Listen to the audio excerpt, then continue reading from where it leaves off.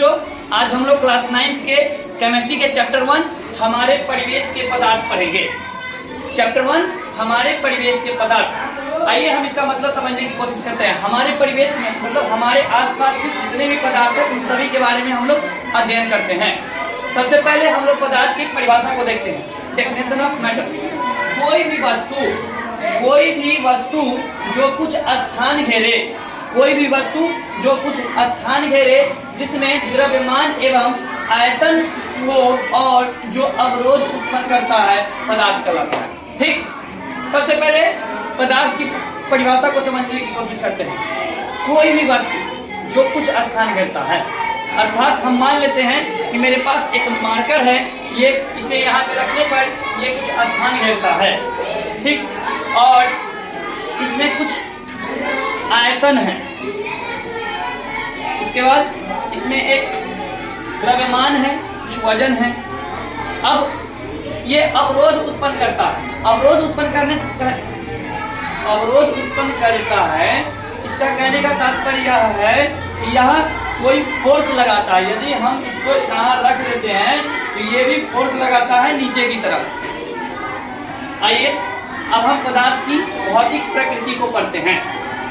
पदार्थ की भौतिक प्रकृति। पहला नंबर, पदार्थ कणों का बना होता है। पहला नंबर, पदार्थ कणों का बना होता है। प्राचीन काल के लोगों का मत था कि पदार्थ लकड़ी के टुकड़ों की तरह होता है जो कि आपस में जुड़े होते हैं, कोई अलग अलग कणों के नहीं बने होते, परंतु यह बिल्कुल गलत है। पदार्थ छोटे छोटे महीन कणों के बने होते हैं।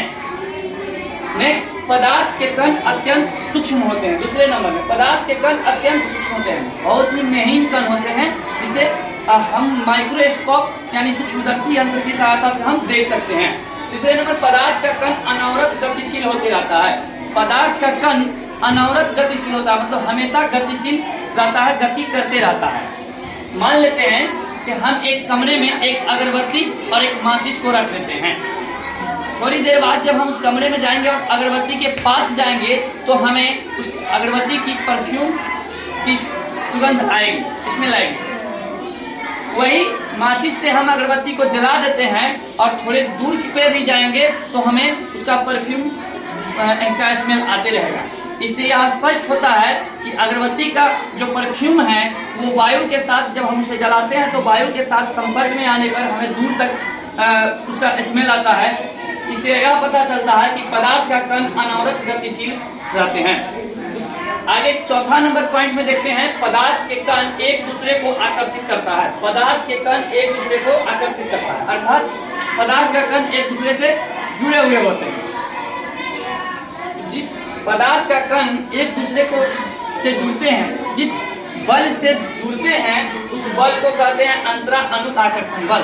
अर्थात पदार्थ का कण एक दूसरे से आपस में जुड़े रहते हैं, इस बल को ही अंतरा अणु आकर्षण बल कहते हैं। इसका परिभाषा इसी से निकल जाएगा, वह बल जिससे पदार्थ के कण एक दूसरे से आपस में जुड़े रहते हैं अंतरा अणु आकर्षण बल कहलाते हैं। नेक्स्ट है, पदार्थ के कणों के बीच रिक्त स्थान होता है। पदार्थ के कणों के बीच रिक्त स्थान होता है जिसे हम अंतरा अणु स्थान कहते हैं। इससे इसका भी परिभाषा निकल जाता है कि वह स्थान जिसमें पदार्थ के कण एक दूसरे के बीच रिक्त स्थान रहता हो, पदार्थ का अंतरा अणु आकर्षण बल कहलाता है।